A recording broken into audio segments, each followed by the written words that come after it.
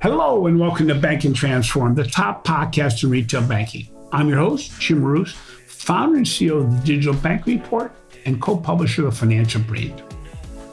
As financial institutions face growing competition and increasing regulatory pressure, AI could unlock unprecedented efficiencies, innovation, and growth. If only we can overcome the hesitation that holds us back. In this episode of Bank and Transform, we sit down with Sandeep Mangaraj, Microsoft's Managing Director of Fintech, to explore the critical role of speed in AI transformation for banking. Sandeep will discuss the barriers to AI adoption in financial services, the risk of falling behind in this fast-moving technology landscape, and the tangible benefits of empowering employees with AI tools today. He also shares insights into how banks can experiment with AI responsibly while building the foundation for long-term success.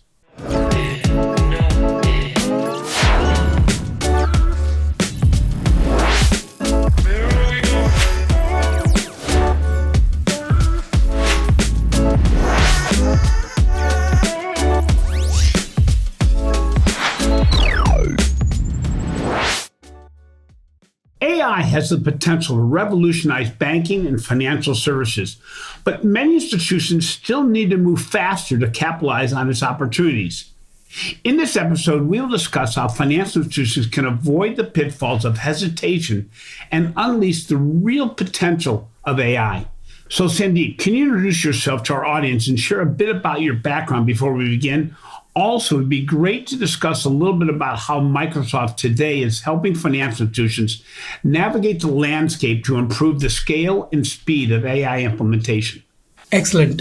Thank you, Jim, for having me on this podcast. I'm a huge fan of yours and I learn a lot. Thank you. So I'm very glad I'm here and I have the opportunity to share some of the insights from the job I do, right, from the work I do.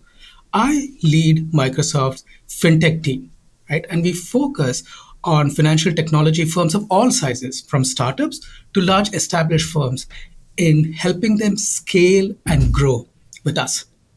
What that means and what it has meant for the last 2 years is a lot of conversations around AI. So a very pertinent topic indeed, right? How we need to and take advantage of AI to be able to scale or grow our business and this new world we're going to.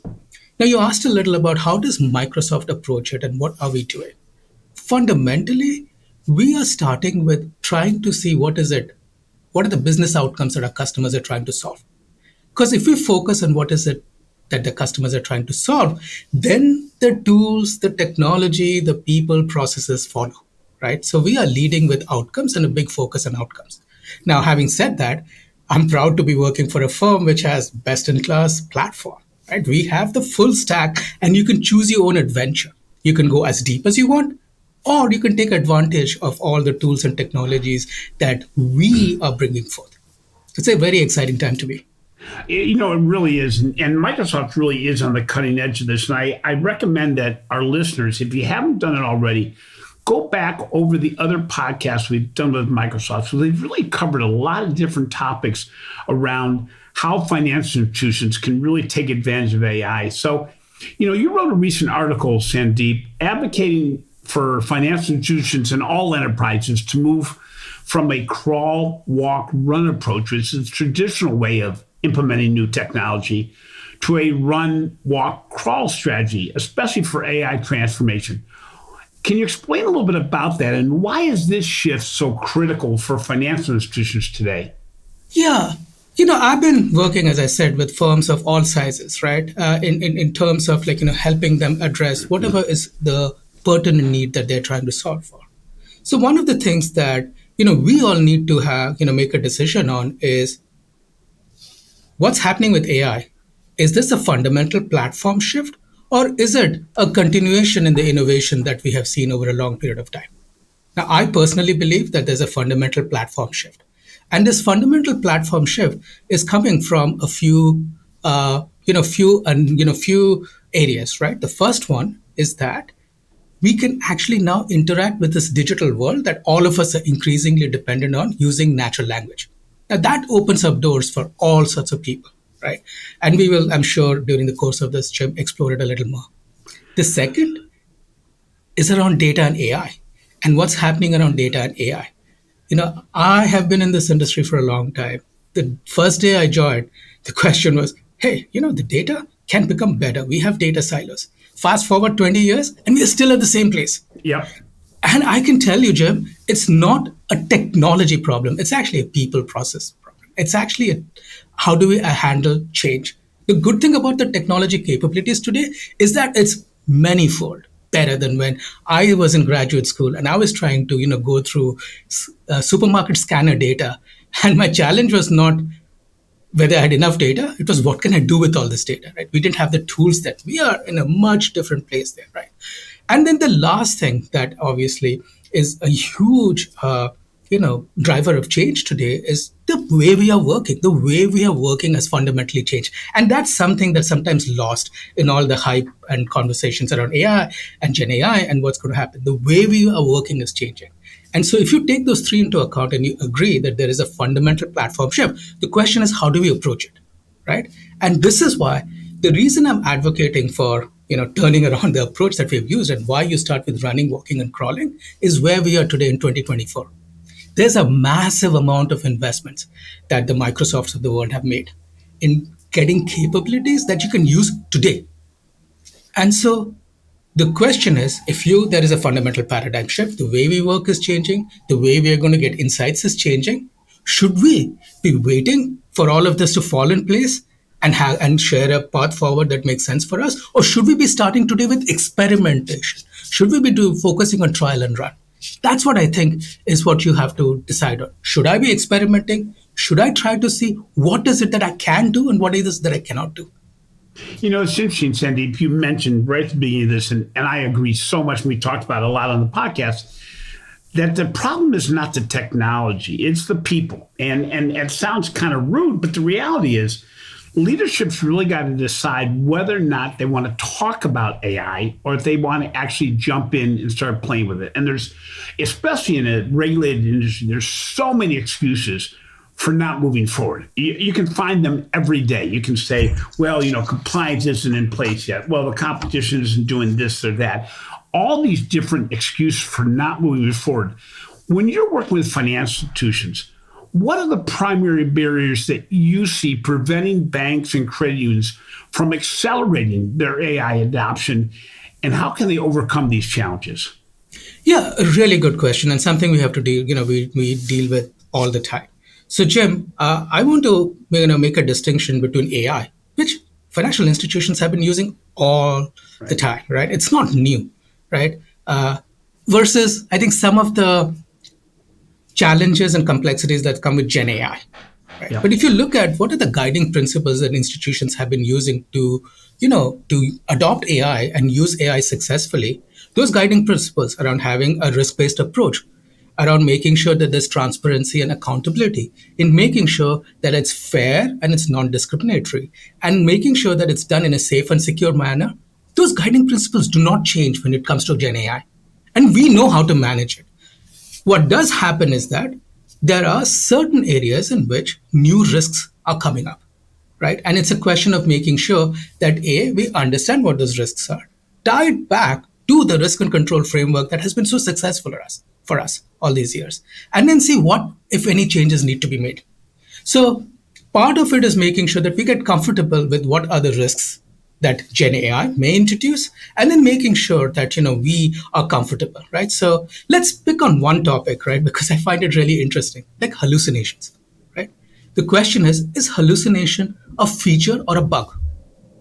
Right? So let's think about two scenarios, right? One in which I am, you, Chip, you're an expert in banking, right?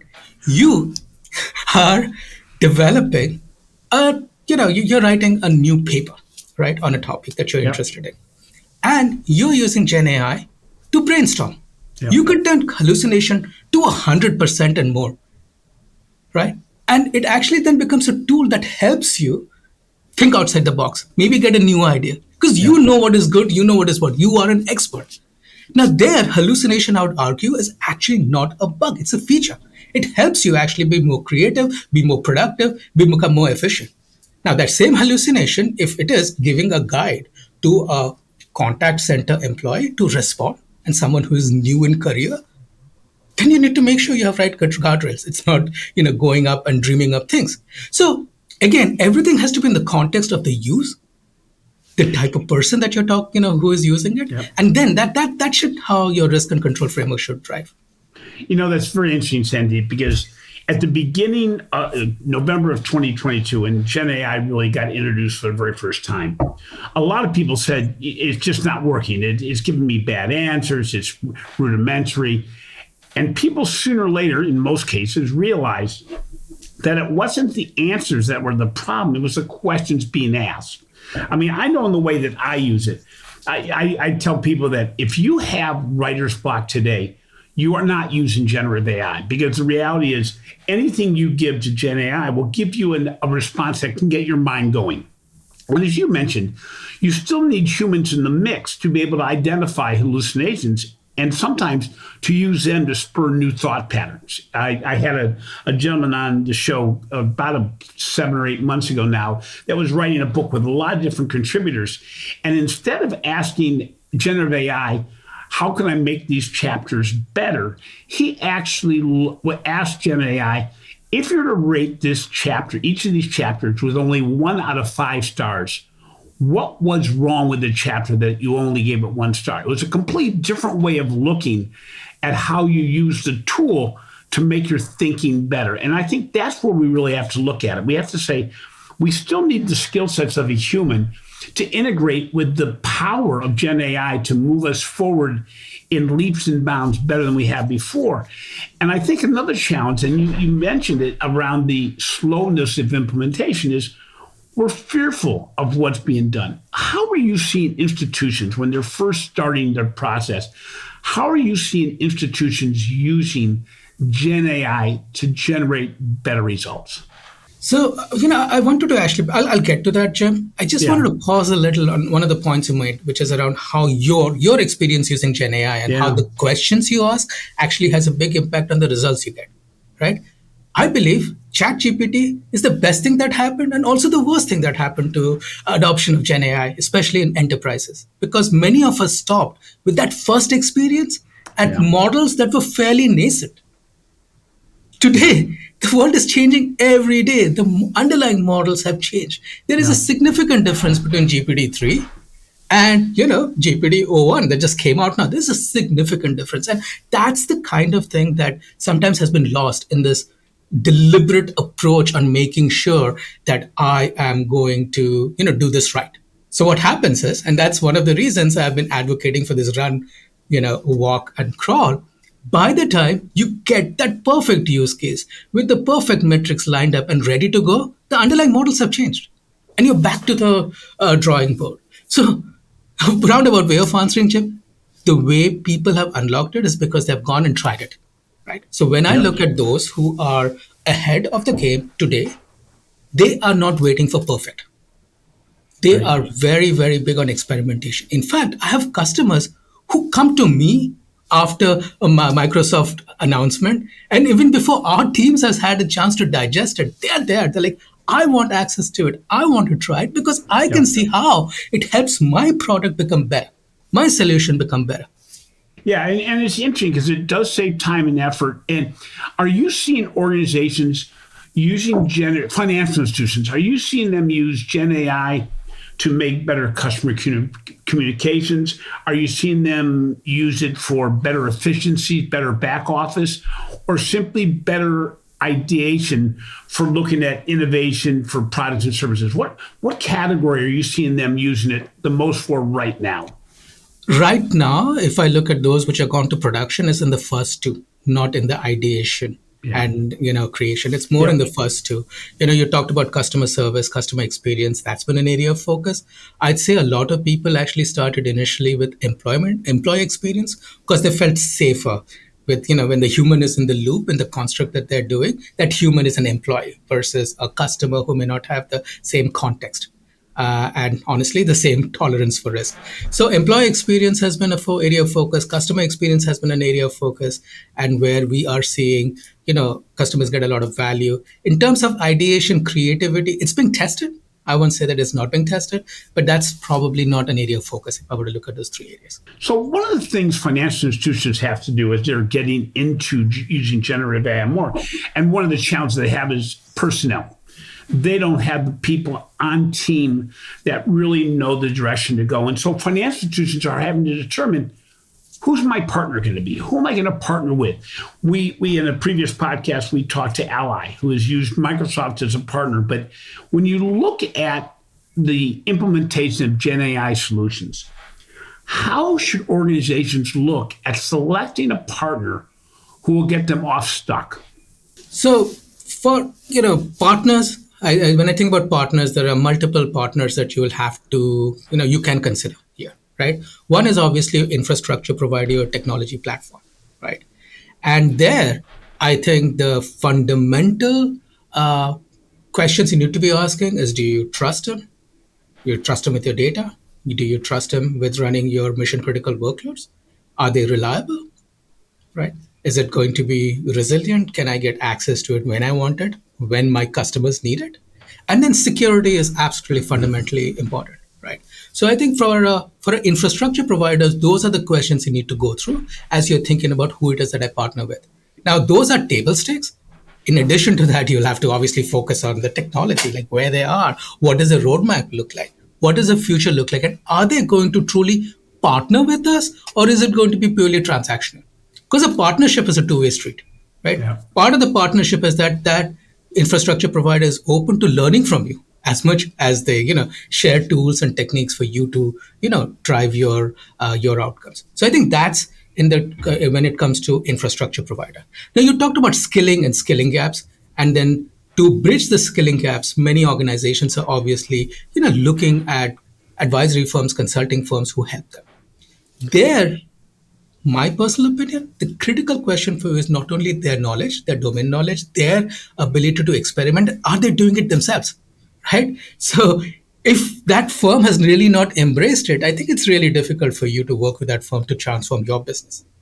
But in addition to that firm's ability to help you meet their needs, a key thing that you need to be thinking about is: are they going to be helping you upskill better, learn better? Because I think that knowledge transfer is really important. And just like you use the partnership for an infrastructure provider, you need to have a two-way street. You need to have the same with your advisory partners. Now, the last thing is that you as a firm actually can upskill fairly quickly today, because there's not a huge difference between the leaders and those who are starting today. Yeah. This field is changing every day. So as long as you're people who are willing to learn and you provide an environment in which it's safe to fail, I think that's really, really important in organizations. You can upskill quicker than you think. That's very interesting, Sandeep, because we're seeing that the best organizations that we've seen using Gen AI are between the biggest and some of the smallest, because size really, if you pick the right partners, size really is an inhibitor, because you can do so much. And as you said, the leaders aren't that far ahead and the followers aren't that far behind yet. But change is happening so quickly that you really need to get up and running fairly quickly right now, because the train's already left the station, as an analogy goes. Sandeep, as you look in the financial service industry, what are some organizations that in your mind stand out as really doing some exciting things in the world of generative AI? James, thanks for this question. Microsoft mission is to enable every organization to do more. And I work with organizations of all sides. So I'm not going to pick winners and losers. I won't name them here. But I will tell you a little about what I see organizations that are, leading where they are, right? Yeah. One thing you have heard about test and learn. But I think the test and learn environment is created where there is a tone from the top, right? The senior leadership team needs to be on board that this is a platform shift that is happening, that is going to change the way value is delivered in my industry and in my organization. I think if you don't have that, it's really difficult for you to actually, embrace this, because there are a lot of uncertainties. The second is definitely an eagerness from people who are in charge, right, to learn by experimentation. We will not be able to get all the answers. We will need to embrace change, and we need to embrace some level of ambiguity and uncertainty. Right? And I think the ones who are the most comfortable today doing it have always had a solid, you know, risk and control framework around their model and model governance. So to them, yes, this is a new way. These are new kinds of models, but what we have in place, we can extend it, right? We can get comfortable around it. And then, like what, the Microsofts of the world are also helping in allay some of the risks, right? So some of the, indemnification and things that we are doing, that is also helping with adoption. But nothing succeeds like actually seeing it wild, right? You got to see it live in the world, right? That is what will actually lead to ideas. Well, certainly data privacy and security, as you mentioned, are significant concerns, especially in financial services. How can financial services organizations adopt AI while still mitigating risk, particularly in highly regulated environments like ours? Yeah, Jim, I think I share the statistics in my, in one of the blogs that you talk about. Something like 78% of employees are, what we talk about, are bringing their own AI. We know something from, about risk and cyber risk, right? And that is the weakest link can lead to massive, massive failures. Yeah. So I 78% is a huge number. I think 5 people, right, bringing their own AI in an uncontrolled environment, exposes organizations to a lot of risk. So that is where I don't think the approach to addressing risks is by shutting the door, because people see the value, they're going to experiment, they're going to try it. What we need to do is we need to provide sandboxes, soapboxes for them to be able to try it. And there you can control, right? What is allowed, what kind of data you can use, what kind of, what kind of controls you have. That's the better way to do it, in my opinion, which is to make sure that, you provide safe and controlled environment for your employees to experiment, but not experiment in the theoretical sense of the word. It has to be experiment with real data. Yeah. To try to address real problems, because otherwise it just becomes a science experiment, right? I've seen a lot of hackathons which do not lead to successful outcomes because people are not given the ability to solve their, the challenges that they deal with on a day-to-day basis. So I think that's what we need to do. We cannot just shut everything off, right? Just give a bunch of synthetic data and tell people, go figure out how you're going to use it, right? You put in the controls in place, you provide them safe sandboxes, and then make sure that they can solve problems that they are dealing with on a day-to-day basis. It's interesting. When we talk about generative AI at financial institutions, a lot of people talk about the ability to really make it so that there's the ability for employees to use AI tools to improve their lot, to be able to test and learn and have innovation. How do you allow employees to democratize AI, if you will, while at the same time making sure that they're not bringing unsanctioned AI tools into the marketplace? That's where I think the first, we talked about these 3 legs, right? So there are already available software as a service solutions, right? The co-pilots of the world, which you can use and which are by design meant to address many of the risks. So for example, if you use the M365 Copilot, the same controls that are currently available for IT administrators in terms of, making sure that people have access to only the information that they can and they should have for their emails, for their SharePoint drives, it's the same that is inherited. So what you are doing is that you are inheriting those controls, you're putting robust controls are already in place, and you can start experimenting, right? Because, we have seen, for example, from telemetry, like people who are using Copilot for M365, they read 11% fewer emails, right? I mean, there's a lot of statistics, Jim. I'm sure I can, I can share it. We can put it into, into show notes about the studies that are coming up that shows the benefit you get. So that's what I talk about the run phase. You can start today with all these co-pilots, right? The second phase is when you start going beyond readily available solutions to solutions that can be customized, right? And you're able to customize it for your workflows. Because the real value never comes from the data or insight. It comes from what you do 15 minutes before and 15 minutes work after, right? So that workflow is really, really important. And how you can use these tools, use these models in enhancing your workflows, that should be the next. And then the last, which is when you are ready, right? There are going to be fundamental shifts that are happening, right? And will happen as new ways of doing work are going to be, dreamt of by people. And there are people who are working on it all the time, right? So for that, you will have to then go and probably, fine tune your models, build your own models, right? And so that's what I actually meant by when I was talking about run, walking, and crawling. Yeah. And the difference is that you don't have to wait for all of it's not sequential. You can do it all in parallel. Right? It's who you're enabling. Your data scientists and people who are deep in AI, what they can do is very different from what you should be letting your frontline workers do. And by the way, there's a lot of creativity in frontline workers. Let's unleash that today. Well, there's so many ways to use it, and again, it's a matter of balancing the risk and reward. But I think as we look at the power of this, we also have to look at what's the return. A lot of organizations really don't know what they measure, what they can measure, what they should measure, what the ROI should be. And part of that is a lot of organizations aren't looking at where their destination is supposed to be. In other words, they're starting with a solution without looking at the problem they're trying to solve. So when organizations are struggling to get to the ROI of an AI initiative, what are ways you can measure and demonstrate AI's value? So I'll start with saying that ROI is too premature and probably the wrong metric to use today. And let me share why I'm saying that, Jim.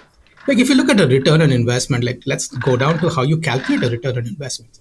You need to have some sense of what the cash flows are going to be, right? What are going to be the inflows and outflows. Today, the pace of change, pace of innovation, and the uncertainty in terms of where this is going, there's a lot of volatility in that measure.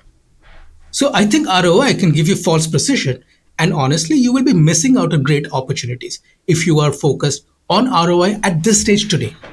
Right? Because the difference is that ROI is really, really good when I have a process, right, that I've been running and I want to make it more efficient. When the processes are going to change because the way we work is going to change, right, that metric is not going to be very helpful for you. Right? That's why I say it's premature today. So there are other ways in which we can look at it. Right? One way, you can use real options. There are a lot of financial theory are going to give you lots of different ways of measuring this and trying to quantify it. Personally, the way I like to think the way we should be thinking about it is as a portfolio approach, right? We have always had run the bank initiative and change the bank initiative, right? So we have always had dollars for change the bank. Now think about this change the bank dollars and where you're putting those investments in. Some of that investment should be in the running today. Some of them should be in the walking and some of them should be in the crawling. And that's when what you're doing is you're actually betting on your people. Because that's the other thing that, I get passionate about, AI is going to replace humans. We talked about, Jim, and you mentioned that AI is about, how we're approaching it is putting humans in the loop. Human in the loop is also not another bug. It's actually a feature. Because what AI tools are doing is they're actually adding to our ability to be creative, right? It's adding to our ingenuity. You're betting on your people by enabling these tools to make them much better at doing what they want to do. It's interesting because some of the ways that generative AI can be used is also with low code and no code platforms, such as Microsoft's Copilot Studio. How can organizations best use this way of addressing AI adoption and create new solutions? Yeah, Jim, it's interesting you bring this up because I was thinking about the interview you had with Charles Lamanna. Yes. Right? And Charles talked about Samit Saini, right? Who was in Heathrow. He used to work in security. And then through using our low-code platform, right, the transformation that he was able to drive in Heathrow, including him moving from his role in security to IT, right? Yeah. Now, think about what Samit was able to do, right? With what we had, not that far back, 2 years back to where we are today, right? Yeah. The Samits of the world can now unleash their creativity by using natural language. right? Now, most low-code platforms, there's still some learning to be done, right? You need to be able to navigate through its interface, right? You need to be able to navigate through its menu. You need to know, how you're going to be able to stitch together that process improvement that you're doing. That's good. That's good investment. But think about when you can do that even easier because you have a natural language that you can use Yep. to actually, initiate these flows and initiate this. That's where we are going, right? So with Copilot Studios of the world, and Copilot Studio is very specific, right? It's meant for building really good conversational agents, right? Using the power of AI in a controlled manner. There'll be a million summits, right? There are a million summits who can go and do it because people, right? All of us, know how to ideate, know how to talk, how to think through problems. And so that's the promise of this technology, right? Yeah. That the digital world becomes really, really accessible and democratized. And that's where, Jim, I love the fact that you talked about, you are seeing it at two extremes, right? The very large organization and the small organizations. This is democratizing for organizations too, Yeah. because through that same API call that costs the same, right? The biggest banks have access to the same tools that a startup has. Yeah, especially when you have so many partners out there that are in financial services that allow you to take advantage of their experiences. It's like a GPS system. If you just tell the destination, don't have a GPS system, it's not going to tell you the best way to get there. But if you find partners that are already working in financial services, you can leverage them to build new ideas, take advantage of opportunities that already have been tested, and some really exciting things on the landscape going forward. From your perspective, and you're really involved in this a lot more than I am, certainly in Microsoft as well. What excites you about the future of generative AI and financial services in the near term? I mean, we're moving so fast that near term and long term are sometimes mixed in together because everything's happening so fast. But how do you see generative AI really changing banking in the near term? So, there's a quote I love, right? It was by Justin Trudeau in 2018 at Davos. He said, "The pace of change has never been this fast, yet it'll never be this slow again." By the way, it's a saying I use in every one of my presentations because if you think about it, it says so much about everything. It says so much about business, AI, politics, whatever it is. Everything's moving so fast. You're right. Yeah, in 2018, fast forward to 2024, Oh, yeah. it's not been true. It's amazing, right? And yeah. so this is where we have the opportunity to really rethink the way, financial services firms, right, do what we all got into this business to do, right? I mean, it is really, really important for the economy, right, that we have a robust financial services firm where there's competition, there's creativity, right? I mean, if you look at all the priorities that we've been focused on around payments, around accessibility, all of them, this technology can really, really change the way we bring it to market faster, better, right, more efficiently, and better for the consumer. So that's all great. The reason I started with that quote is that I wish I could predict where we're going, right? Because this is changing faster than, even I have an ability to keep track of. However, I do know one thing. Yeah. Sorry, Jim. No, go ahead. Go ahead. I do know one thing. The ones who are going to be experimenting, who are already experimenting, will be far ahead of those who are taking a wait and watch approach here. That's so key. I think it's a concern that I have as I look at generative AI and actually all things having to do with change is that catching up gets harder and harder each day, not just for organizations, but people. I had a podcast I did with a friend of mine who we were talking about a lot of people being displaced right now for various different reasons. And if a person wasn't prepared for the potential of being displaced, if they're not continually learning, they're falling further and further behind and putting themselves in a situation where human nature says you're going to start to blame others for your demise, for lack of a better word. And I think, and I will go to my grave saying that generative AI gives you more tools to learn than anything we've ever had access to. It's like this Encyclopedia Britannica back in the day that used to have books and books and books that you used to have to go through to find the simplest answer. Today you have tools, multiple tools. There's so many different ways to look at it that can make your job easier. But the most important part is it helps you think better. It helps you learn better. It allows you to stay up with what's going on and maybe even to be ahead of the curve. But it's also taken away excuses for not moving forward. If you're looking at financial institutions today, Sandeep, and they're just starting to get their feet wet, they're dipping a toe in the water, which is not your suggested way of doing things. What is the one suggestion that you give them today to make it so they don't fall any further behind? The reason I pause is because, I think, I've gone over many, right? You got to try now. Experimentation is great. But honestly, it just comes down to embrace the uncomfortable. Change is not always easy, right? I mean, Jim, I've gone through a few changes in my career, right? I've gone, financial services, last 2 decades. We have gone from crisis to crisis. But we're stronger today. I really believe we're stronger today, right? Yeah. And we are better off today. We have a more resilient system today. So embrace change. Embrace what is uncomfortable. What's the worst that'll come out of it? Yeah, exactly. You'll learn something. Yep. Well, it's interesting because we talk about this often. I use this, it's somebody else's saying, but what doesn't kill you makes you stronger. The reality is changes are going to stop. You're not all of a sudden going to get to a day you go, thank goodness it's over.